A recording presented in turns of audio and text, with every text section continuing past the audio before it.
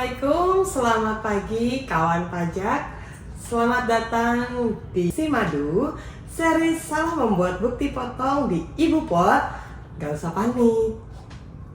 Hari ini bersama saya Vina dan akan ditemani oleh narasumber kita langsung dari tim penyuluh pajak KPP PMA 2, Pak De Edi. Oke, gimana kabarnya Pak De Edi pagi ini? Alhamdulillah, baik-baik Kak Vina. Kak Vina baik-baik kan? Alhamdulillah baik juga Pak De Edi. Tapi sebelum masuk ke materi Ibu Pot perbaikan tadi ya, kebetulan Ibu bukti potong, boleh dong saya iklan dulu? Oh silakan. Ini tanggal berapa Kak Vina? Tanggal 11 Juli. 11 Juli, udah Juli ya? Kalau sampai 31 Desember tinggal berapa bulan? Sekitar 6 bulan kurang ya? Iya. 31 Desember ada apa Kak Vina? Ada tahun baruan Pak De Edi. Tahun baruan mulu yang dipikir. Bukan. Sudah dipadankah Nick and BB-nya? Coba diingetin dong ya kawan pajak. Tanggal 31 Desember itu batas akhir pemadanan NIK sama NBP ya, jangan sampai lupa itu karena nanti repot kalau istilahnya sampai terlambat ya untuk administrasi perpajakannya. Mumpung masih ada waktu dan sistemnya masih nggak rebutan gitu ya Kak Vina ya, jadi bisa dipadankan secepatnya. Begitu Kak Vina. Monggo dilanjut Kak Vina. Oke. Itu sekilas info sebelum kita masuk ke topik hari ini. Iya. Mari kita padankan NPWP kita dengan NIK gitu. Oke. Kita tunggu ya sampai akhir tahun ini. 31 Desember 2023. Betul. Ya. Baik. Oke, kita lanjutkan ya. Semoga kawan pajak pada hari ini dalam keadaan sehat selalu sehingga kita bisa menyerap ilmu yang baru di live hari ini. Baiklah, apakah kawan pajak pernah merasakan panik yang membuat bukti potong terus salah? Sabar, pastiin dulu kesalahannya kenapa. Nah, yuk kita kupas lebih lanjut terkait pembuatan salah bukti potong di Ibu Pot ini. Nah, seperti yang kawan pajak telah ketahui, berdasarkan pasal 2 ayat 1 Peraturan Direktur Jenderal Pajak nomor per 24/PJ tahun 2021, pemotong atau pemungut PPh yang melakukan pemotongan dan atau pemungutan PPh ya, harus 1. Membuat bukti potong atau bukti pungut unifikasi. 2. Menyerahkan bukti potong atau pungut unifikasi kepada pihak yang dipotong atau dipungut. Dan yang ketiga, melaporkannya bukti potong atau bukti pungut tersebut kepada Direktorat Jenderal Pajak dalam bentuk SPT masa PPh unifikasi. Betul begitu ya Pak De Edi ya? Iya, itu ketentuan umumnya seperti itu. Iya, nah kita langsung aja nih. Pada saat pembuatan bukti potong ini kan kawan pajak banyak yang melakukan kesalahan nih Pak De Edi. Nah, sebenarnya apa sih syarat dan bagaimana membetulkan isi dari bukti potong yang sudah terlanjur terekam tersebut tuh Pak De Edi? Aku juga bingung kayak gini Kak. Sama dong, kita juga saya mikir dulu ya Kak ya. Oke. Lagi nih, kami di KPP sudah istilahnya yakinlah kalau maksud dan tujuan WP itu sudah sesuai dengan ketentuan. Setiap memotong atau memungut PPh itu pasti membuat bukti potong, ya kan? Itu saya yakin sudah dilakukan oleh wajib pajak, kawan pajak dalam hal ini ya. Namun di tengah jalan terkadang kawan pajak itu karena suatu hal keliru dalam membuat bukti potongnya ya, bukti potong pasal 23, 26 terutama itu ya. Tapi kalau ada kesalahan kayak gitu jangan panik, jangan gundah, apalagi galau, kasihan ya, yang di rumah nanti ikut kena semprot kalau sampai galau bawa rumah ya. Jadi DJP itu menyadari ya, kalau kita itu manusia biasa ya kan, banyak salah pasti gitu. Salah ya? Iya, nanti oleh karena itu DJP pasti memberi kesempatan untuk memperbaiki ya. sesuai dengan peraturan Dirjen Pajak ya nomor 24 tahun 2021, dalam hal terdapat kesalahan pemotongan atau pemungutan atas PPh itu bisa dilakukan pembetulan atau pembatalan tergantung dari kasusnya seperti apa gitu kan. Kemudian untuk pembatalan atau pembetulan tersebut tidak bisa merubah nomor bukti potong atau masa pajaknya. Itu yang terpenting itu. Kalau misalnya dia salah di masa pajak Mei, ya harus dibetulkan di masa pajak Mei. Itu. Tapi nomor bukti potongnya tidak akan berubah. Kemudian pembetulan tersebut bisa dilakukan mandiri oleh wajib pajak. Yang jadi kadang-kadang jadi bingung itu setelah dibetulkan bagaimana? Begitu. Gitu, kira-kira seperti itu Kak Vina. Jadi harus di masa yang bersangkutan. Iya betul, gitu ya. betul. Oke, baiklah. Terus kalau sudah terpenuhi tadi syaratnya tadi, lalu bagaimana sih cara membetulkannya di aplikasi Ibu Pot Unifikasi Pak D? Kadang-kadang kita juga bingung fiturnya di mana, tombolnya di mana, misal gitu masuknya lewat mana dulu, gitu. seperti itu Pak D. Oke, saya tambah dulu sebelum saya jawab itu Kak Vina. Tadi kan WP boleh melakukan pembetulan, tapi ada syarat utamanya. Yang pertama itu belum dilakukan pemeriksaan atas bukti potong tersebut. Pemeriksaan atau bubar. Kalau sudah diperiksa itu berarti sudah ada ketetapan yang keluar, tidak bisa dibetulkan lagi. Syarat utamanya adalah itu, ya.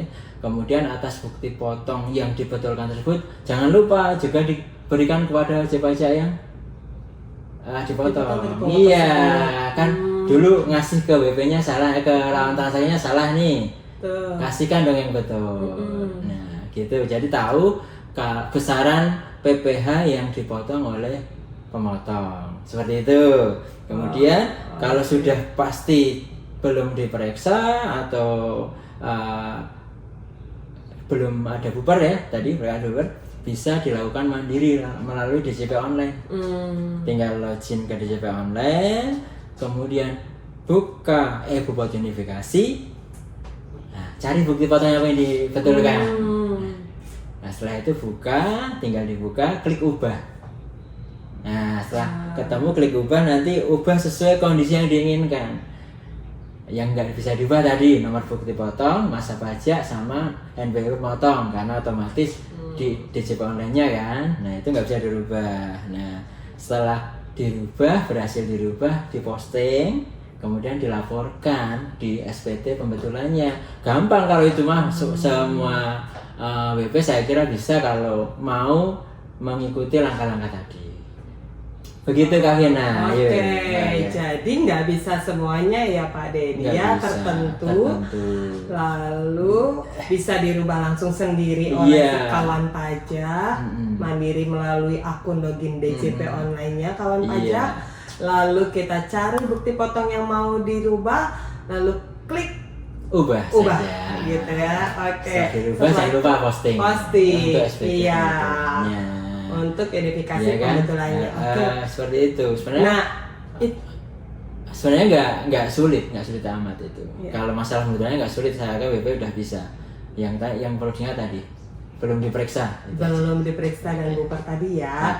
Oke. Lalu kalau pembetulan itu ada jadi kurang bayar atau terus kita harus gimana? Harus setor dulu atau kita buat dulu tuh Pak De?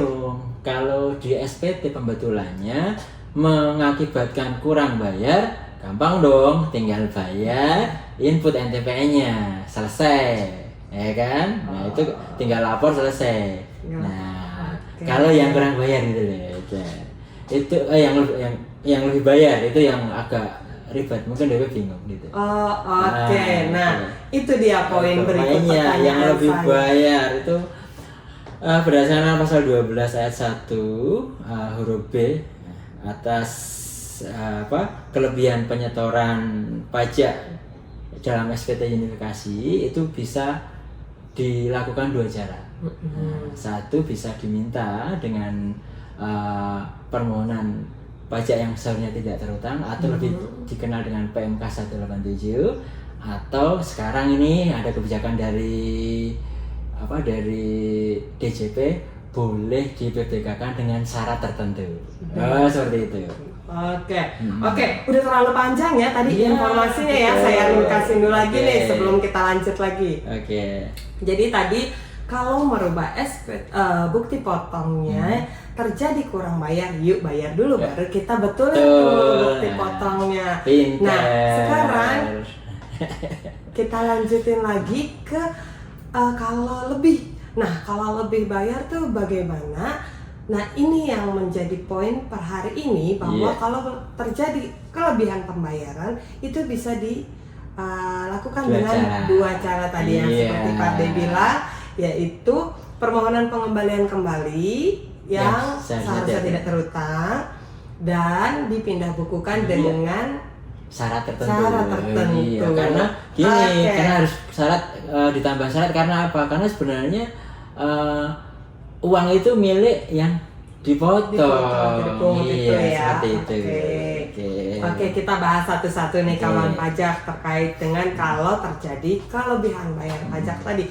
Kalau kurang bayarnya itu tidak jadi masalah, tapi kalau lebih bayar karena ada keterikatan dengan eksternal dan internal si pemotong atau si pemungut pajak tersebut gitu ya Iya, Pak Dedi ya. betul. Oke, satu-satu nih.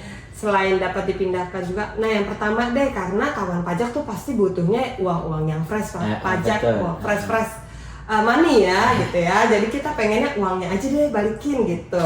Oke, kita bahas yang pengembalian pajak yang seharusnya tidak terutang dulu Pak Dedi itu gimana sih diaturnya di mana dan bagaimana sih caranya? Aduh.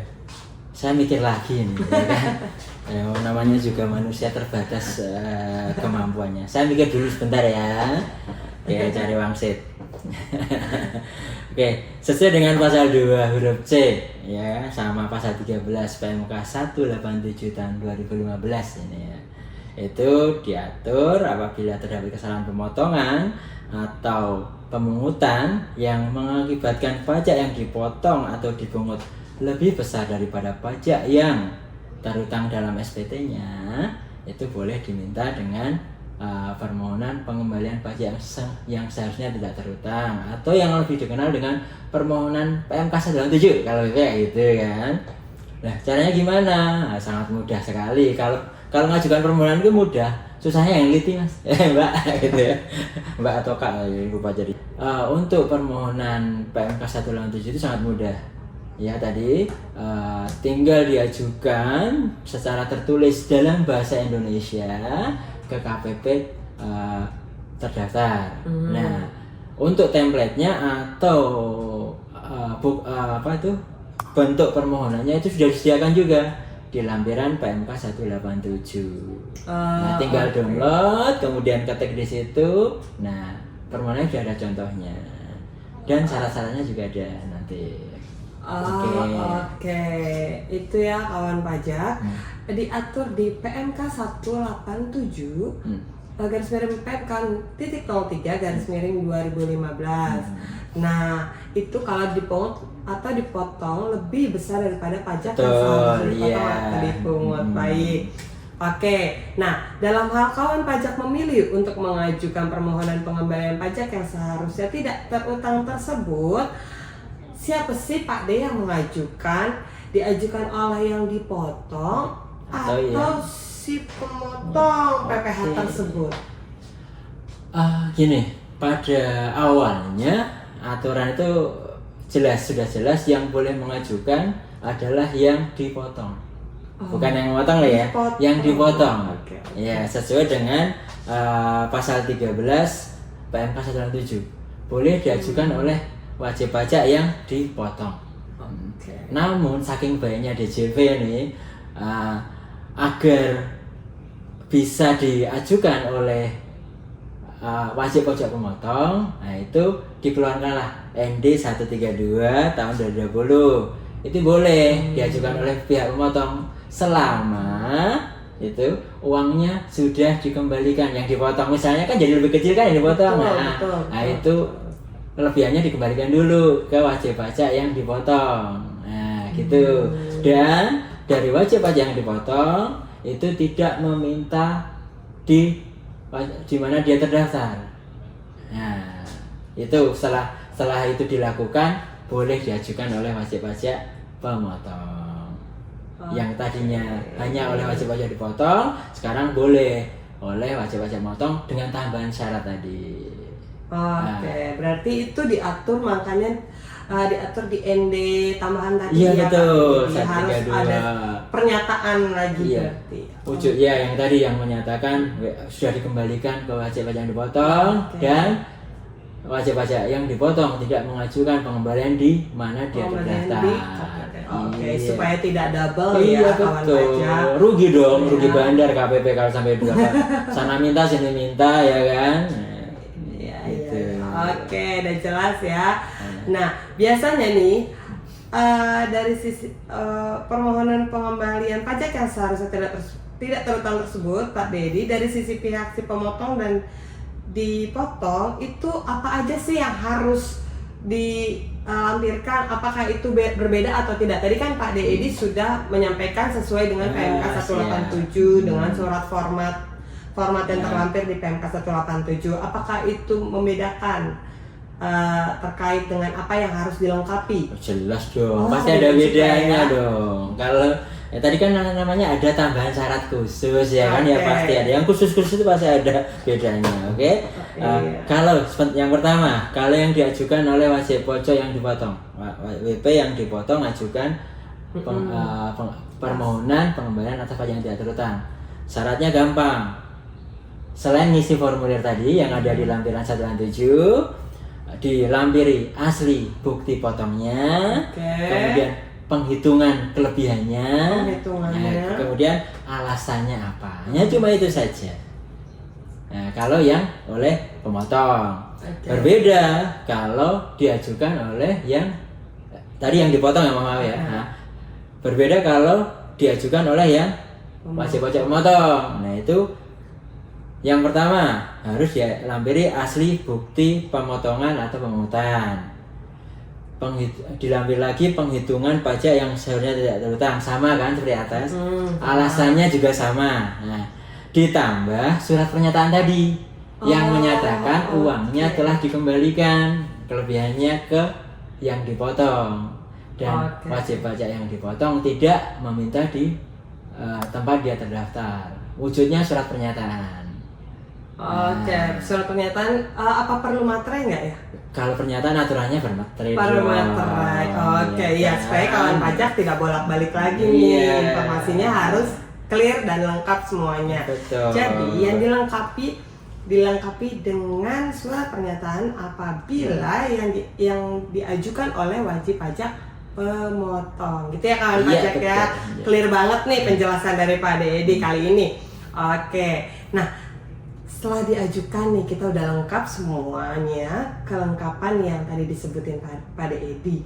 Nah, Pak Dedi gimana sih sebenarnya proses penelitiannya, prosesnya di KPP? Intip-intip ya? Mau intip-intip penelitiannya.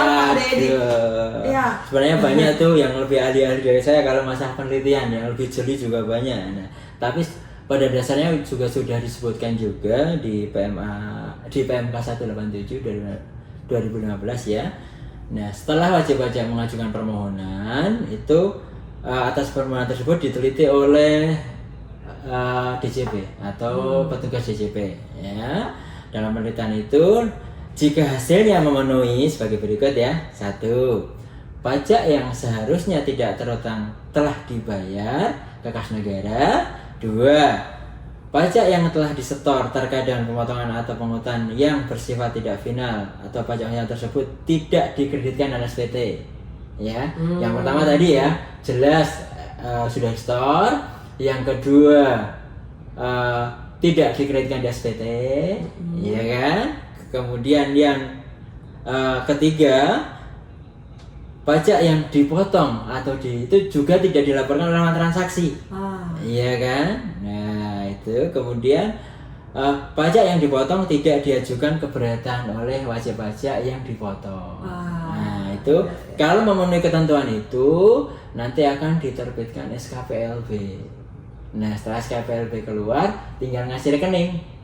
Nah kemudian akan cair. Saya ulangi lagi ya. Yang pertama, biar jelas nih, SSP-nya sudah store nih pajaknya.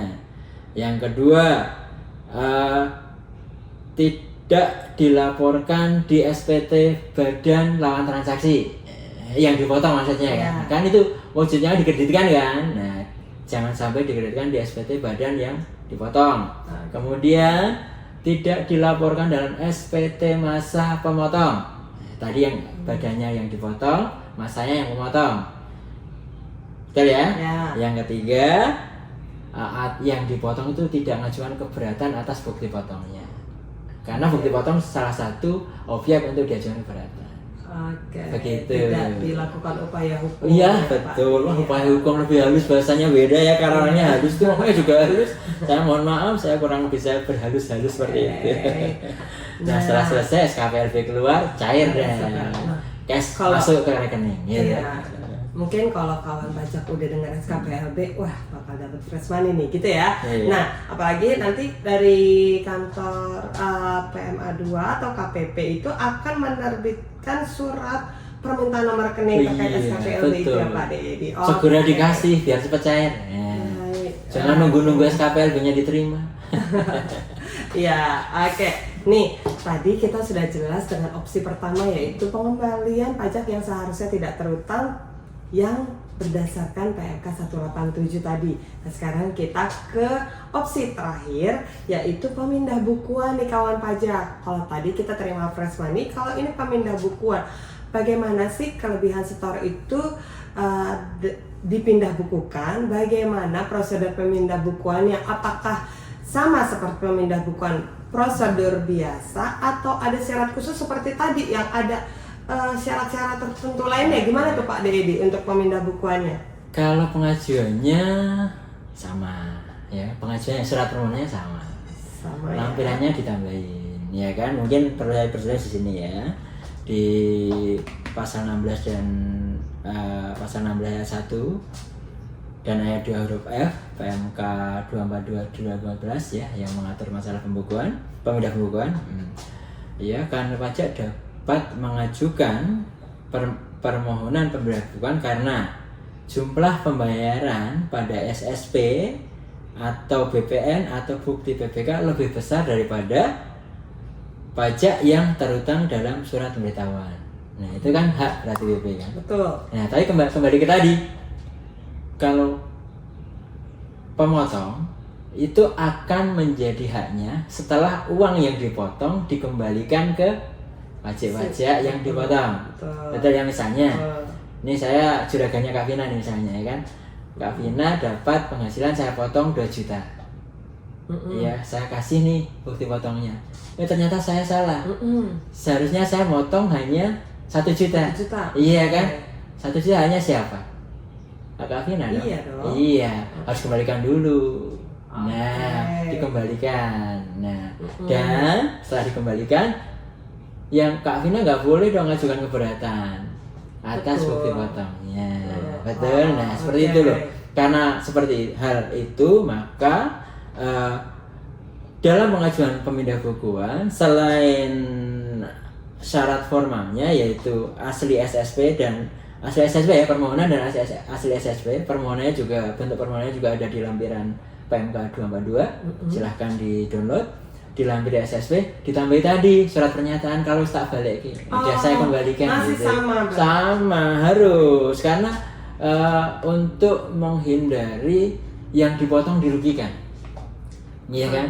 Ya, itu haknya yang dipotong ternyata dibikin salah nih, misalnya ya, dipotong gede ya kan, kasihan. Sama-sama untuk keadilan wajib-wajib tersendiri. Itu seharusnya pertanyaan saya setelahnya, tapi sudah terjawab. Jadi itu. Oh, saya berarti cenayang nih ya. Bisa tahu yang ada di hatimu loh ya.